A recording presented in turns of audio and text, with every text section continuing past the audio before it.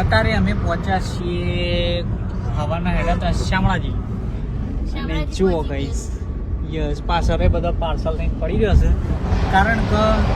ગાડીમાં બેહી કરો ને થાક લાગી ગયો કારણ કે વચ્ચે ટ્રાફિક હતી એટલે ને બાકી તો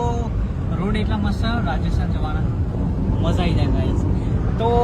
આપણી ટ્રીપ ચાલુ થઈ ગઈ છે રાજસ્થાનની ફોલો કરવું હોય તો કરી દેજો 10 દાડા માટે ના ગમે તો પછી અનફોલો કરી દેજો ભાઈ મજા આવશે 10 દાડાનો માહોલ અલગ જ રહે શું અત્યારે ભૂખ લાગી ગઈ છે બધાને નાસ્તો બાસ્તો શાર આવ્યો નહીં કાઉકા બનાવ્યા હતા પૌવા તે કોઈને ભાયા નહીં તો એ ગાઈસ કહીએ ને કોને બનાવ્યા હતા યસ ગાઈસ સિક્રેટ છે અમને